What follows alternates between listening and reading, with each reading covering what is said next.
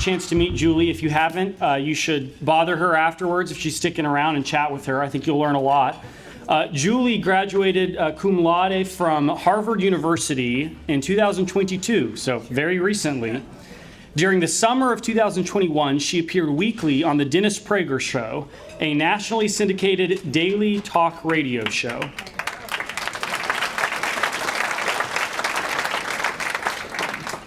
At the age of 21, Julie guest hosted 3-hour broadcasts of The Dennis Prager Show and The Mike Gallagher Show, becoming the youngest person ever to guest host a nationally syndicated talk radio or TV program. Julie has also been published in the Wall Street Journal, the Epoch Times, and the Daily Wire. Her senior speech at Harvard, delivered in May of 2022, has, across 2 videos, garnered over 800,000 views. She now co-hosts a weekly show with Dennis Prager called Dennis and Julie, and in late November of 2022, she launched her own show, Timeless, with Julie Hartman. Timeless offers a fact-rich presentation of news, history, and other human endeavors, as well as conversations with guests on a variety of topics. Please, everybody, join me in welcoming Julie Hartman.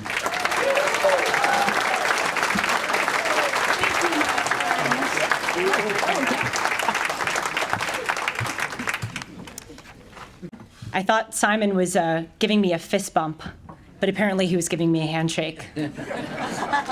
Hopefully that's my one fail of the speech this evening. It is such an honor to be here tonight. I'd like to extend my heartfelt thanks to Larry, Jennifer, Carrie, Ashley, and Simon for the many emails, hard work, and effort that went into this event, and to all of you for extending such a warm welcome to me. You know, for being a bunch of right-wing bigots, you all are very nice people. I've been asked tonight to discuss why I'm conservative. Well, it wasn't always that way. Actually, for most of my life, I was on the left. But that changed during the summer of 2020, specifically during the Black Lives Matter riots. Do we all remember that summer? It was crazy. I was just sent home from college due to COVID. Black Lives Matter riots were convulsing throughout cities all across the United States. And I just looked around me. I saw the way that police were being smeared with one broad brush, these Maoist self-criticism sessions that people who I thought I really respected were demanding that people like me engage in. Obviously, the rioting and looting, the fact that people were protesting during a pandemic when they had decried others for even leaving their house, all of it really impelled me to seek another perspective. And so I went on Google, gotta love Google. Actually, you don't love Google, Google sucks, but you gotta love it for this reason. And I Googled, what do conservatives think about police? And up popped Prager University, which I'm sure many of you know of. And I think it was Heather McDonald's video, Are the Police Racist? And in 5 minutes, Heather McDonald upended my understanding of policing and just about everything else in this country. From there, I went down a series of rabbit holes, and I went onto PragerU videos and looked up all of these other subjects, and I realized, oh my gosh, I'm conservative? It was so shocking to me because I remember in high school, I never was, super on the left where I thought that all conservatives were evil, but I certainly thought that conservatism was bigoted. So it was sort of shocking to me that I was in fact conservative, but I think what's really important is I had the conservative instincts within me. I just didn't know that they were conservative. I didn't have the vocabulary to attach to it. So because this was during the pandemic and we had nothing else to do, after I went through all my PragerU videos, I ordered all of the, typical conservative books, Barry Goldwater, Ben Shapiro, Dennis Prager, Robert Bork. I just read the whole canon, basically, of conservatism and Western civilization. And Dennis Prager in particular, of course, because of PragerU, but also because of his books, his Torah commentary, his book on the American value system, influenced me beyond belief. So I emailed him just to say thank you so much for opening up my worldview. And miraculously, he responded to me. And he said, Julie, you mentioned that you're from Los Angeles. I do my radio show in Glendale. Would you like to come in and watch? He didn't say be on the show. He said, watch an hour. So I said, of course, he's my hero. So I drove in. We're sitting there during the commercial breaks. We're conversing, debating, getting along. And he turns to me and he goes, Julie, your story's really interesting of how you were liberal and you became conservative. Would you like to be on my show sometime? And I said, yeah, sure. We'll schedule it next week.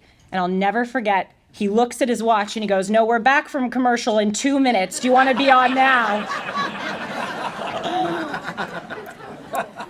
And so it really was sort of a make or break moment for me, and I decided to do it. Looking back, thank you. Thank you. Looking back, what I said compared to what I say now was so benign, but nevertheless, the Dennis Prager Show filmed it, put it on YouTube, and it circulated around Harvard. And the response was not great. When I say it was benign, I just said that I was against cancel culture. I said on the air that I was pro-choice, that I was pro-gay marriage. In some ways my views have evolved from then to now, but it's just to impart to you, it was so benign. And yet there were many people at my college who really canceled me and who wrote just the meanest messages. I lost a few friends. I had a lot of friends stand by me, though. I want to make that clear. And it was the hardest time of my life. For those 2 weeks after I went on Dennis's show, it sounds like I'm exaggerating, but I'm not. I could barely eat. I could barely sleep. I thought I had ruined my life. I thought, oh gosh, an employer is going to Google me and they're going to see this video. They're never going to hire me. No one's ever going to marry me. I really did think that. I thought, who's going to marry me? Everyone's going to think I'm a bigot. But I actually look back, and that thought process was actually really important because it shows just how scared people can get for just speaking out and deigning to think for themselves. And I really, really thought that I was never going to get married. Part of me still does. I hope not. No, I'm kidding. I'm kidding. Thank you. He said he'll set me up. Dennis is on that. Don't worry. But I look back at those 2 weeks and I realized that it was the best thing that ever happened to me. It brought me to this room. It brought me to my political instincts. It taught me who my real friends are. But one of the things that I want to impart about conservatism is, yes, of course, politically, I think it is the right way to go. But I think conservatism has also made me a better person outside of the political, because conservatism forces you to define your principles and stick to them and follow them, and that is a great way to live. Conservatism has also made me a more peaceful person, paradoxically, because I understand the tragic nature of life. I understand that life is difficult. As the great Tom Sowell says, there are no solutions, just trade-offs. Again, paradoxically, understanding the way life really is brings you peace instead of just trying to change reality to make it what you want it to be. And of course, conservatism has made me so much happier because baked into conservatism is gratitude. Gratitude and respect and reverence for this great civilization that we have inherited.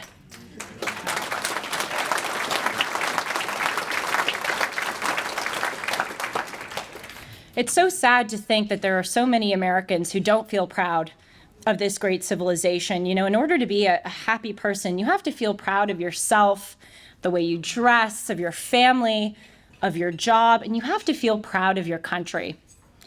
And if there's any group of citizens who should feel proud of their country, shouldn't it be us?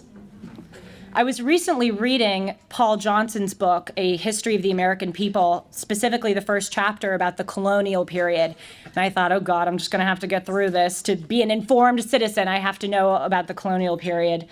But I actually thought it was the most riveting part of the book. Indeed, the most important part of the book. Can you imagine the bravery that those individuals displayed back at the end of the 16th and beginning of the 17th centuries by getting on a boat, leaving their lives, coming across the sea. Half of the people on the Mayflower, there were 102 people, half of them died that first winter. They came to a foreign land, and instead of seizing the land and trying to become sort of dictatorial leaders, they set up the most profound system of Republican government to ever exist in the world. That is such principle and bravery. And to think that nowadays we think that bravery is standing up to invisible instances of racism, really, compared to that legacy? Are we not proud of that? Are we not proud of our remarkable system of federalism that gives states individual autonomy, sort of allows them to be hubs of innovation to try things out? Are we not so proud of our Bill of Rights, which is really a unique document? Of course, other countries have bills of rights, but our document is so brilliantly worded because it states specific things that the government cannot do to you. Given that government has been the number one biggest source of evil in human history, again, it is just so remarkable that our founders knew to make that the list of what the government can't do to you. But the magnificence of America has not just been confined to our institutions, but also it has been expressed in our conduct. We have shrugged the aristocratic judgment that sort of came with our European forebearers, that your last name matters, that if you have a white-collar job, that matters. Alexis de Tocqueville actually highlighted this in Democracy in America. The great thing about the United States is that there is dignity and honor to any profession that you have, so long as you are working hard and doing it to support your country and your family. In America, we live by the credo, e pluribus unum, out of many, one. You can go to France, live in France for 15 years, speak the language, adopt the customs, and you will never fully be considered French. That is true. I'm not picking on France. That is true of many other countries, but not true of the United States. Out of many nationalities, religions, backgrounds, and as I learned from being in Washington today, tribes, we are one country. And even look at the way that the United States has treated its enemies. That's something that we don't focus on. At the end of World War II, the Nazis and the Japanese behaved so savagely, we could have imposed a Carthaginian peace on them. That term goes back to my early modern Europe class I took sophomore year when Rome defeated Carthage. And instead of allowing the civilization to continue, they put salt in the soil and essentially destroyed it. The way that those two powers acted, the United States could have said, we won the war, we're going to impose a Carthaginian peace on you. But no, the United States gave money via the Marshall Plan. General Douglas MacArthur went to Japan and helped rebuild their constitution and military, because that is what the United States does. And this is not to say that we have not made profound mistakes along the way. Of course we have. But what other country does all of these things that we do? I'll give a final example, one that's personal to me because I know an individual who was on one of these boats. I never learned in college about the Vietnam War boat people who wanted to flee Vietnam after the United States withdrew in the early 70s and when communism took over. There were thousands of refugees who went on boats to try to flee that country. And what did the United States do?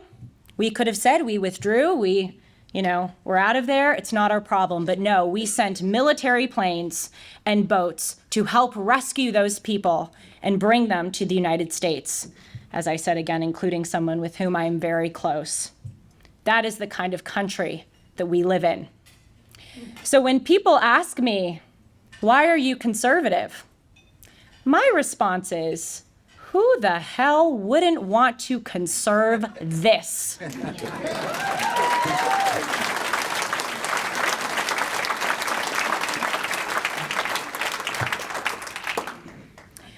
I suppose that now is my time to give a final rallying cry that we have to go out and fight this unprecedented assault on our country, and it is unprecedented, the way that swaths of Americans truly despise this nation, that have been taught to despise it.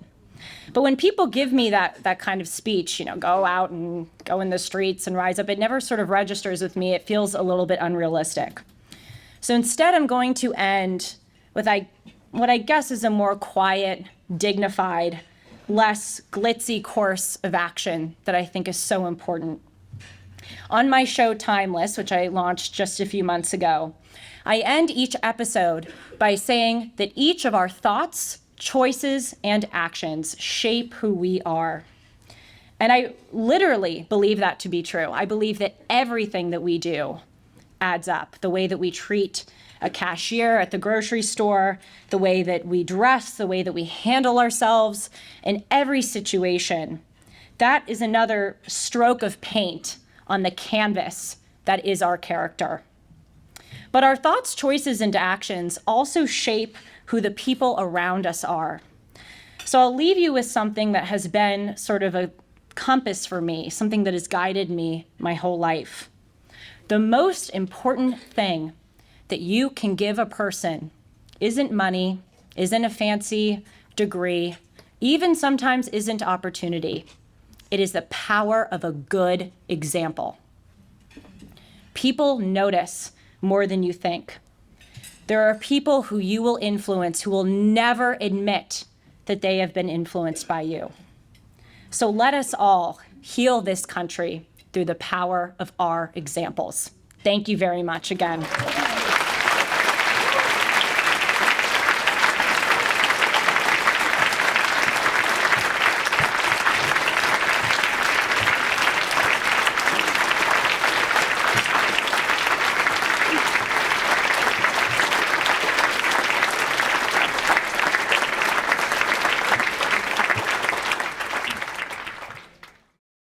We're going to do a little bit of a quick Q&A, just on as you hear that, I feel like I feel like I heard a Harvard level teach lesson right there, and I'm not going to give you my full thoughts on Harvard, but that was a compliment. Maybe Harvard of what we imagine what it used to be. I was going to say, no, you didn't. But as you mentioned some of those things, Julie, there are just a few sort of questions that I think I've wondered about that I wanted to ask you and just sort of get your thoughts on. So one of the first questions is just, as a student of history, which you clearly enjoy, what is an area of American history that you think more Americans should know about? I mean, we see all the time about history, the lack of literacy when it comes to constitutional knowledge, historical knowledge, just the history of America's founding. Is there a specific sort of area that if you could identify Americans not knowing enough about, what would it be? Number one.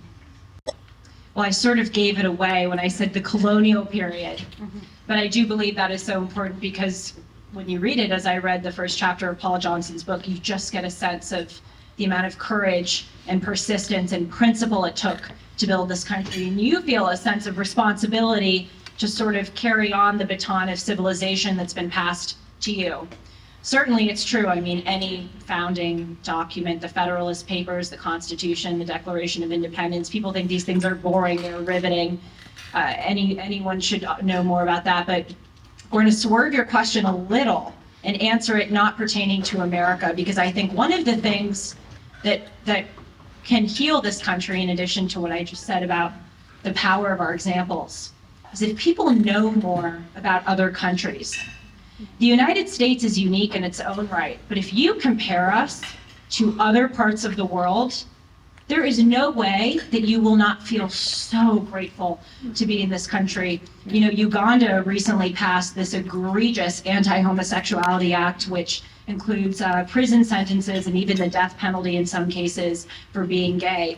Half of Africa's, I believe it's 54 countries, criminalize homosexuality, and many do include the death penalty. In the Middle East, if you look at Iran, women can get married starting at the age of 9. Men can have multiple partners, women can't. Women, if they are alleging that they were raped, have to have a certain number of male witnesses with them in court. It's just Look at China with the way that they treat the Uyghurs, the way that they treat their own population with basic human rights abuses. I just feel that if all of us understood more about what a sparkling jewel our country is, there wouldn't be so much of an attack to try to tear it down. Yeah. Amen. Yeah, I think that segues nicely. Everybody here in this room focus a lot oftentimes on local issues, statewide issues. I'd say, welcome to sort of East Berlin, but you're already from LA, so I feel like all of your bad ideas are coming up here. Sorry. But instead, where would you put the United States on the global stage right now? When we talk about foreign policies, that's clearly something you're interested in. What sort of rating do you give us right now when it comes to our presence on the global stage? No bueno. I was recently listening to John Mearsheimer, who I have to give credit to for this idea. He was saying that, after World War II to 1991, we lived in a bipolar world. Bipolar in the sense of you didn't know what the heck was going to happen, but bipolar also in that there was, the United States and the Soviet Union competing for global hegemony. Then after the collapse of the Soviet Union for about 10 years, there was a unipolar world where really the United States was the only guy in town. Now we are in a multipolar world where China has ascended to an unbelievable level on the world stage. We obviously also, to a lesser extent, but nevertheless an important extent, have Russia, we have Iran, and it's just scary to think that more and more powers have been emerging. And the thing that is also terrifying is that our adversaries answer it, and I'll get on the phone with them and say, you're interrupting an event. I'm totally kidding. He looks like, oh God, I'm in trouble.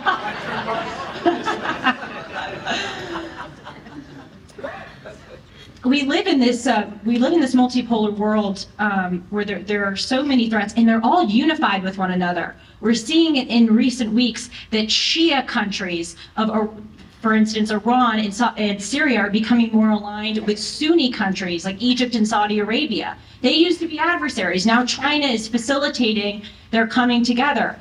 Iran is assisting the Russians hugely as far as drones to help in the war against Ukraine. Obviously, China has a hand everywhere. All of our enemies are allying with each other, and we're just sitting here watching it happen. So I'm sorry, I don't mean to depress you, but I also don't want to kid any of us.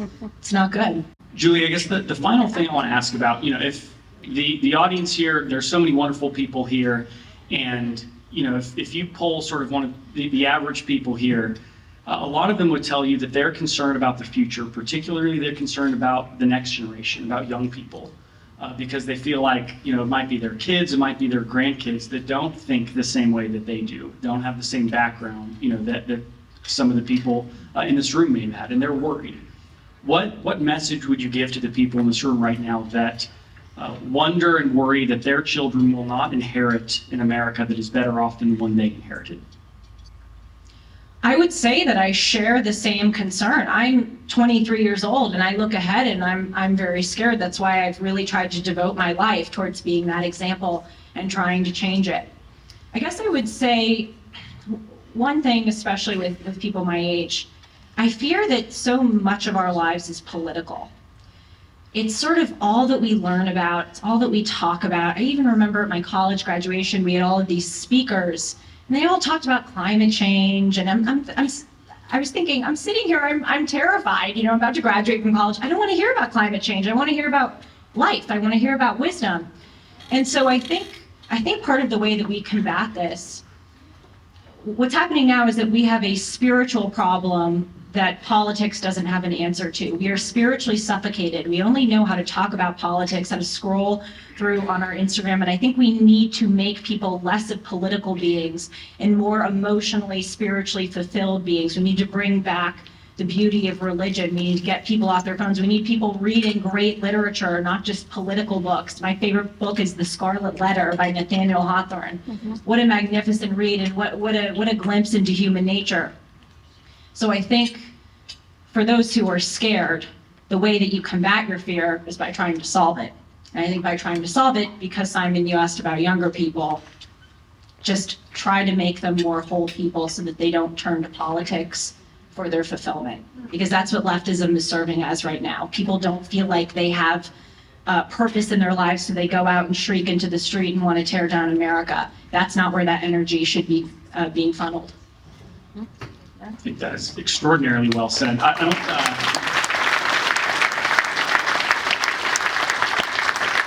I don't know how many of you were expecting to come to a Lincoln Day dinner and hear that we're supposed to be less political.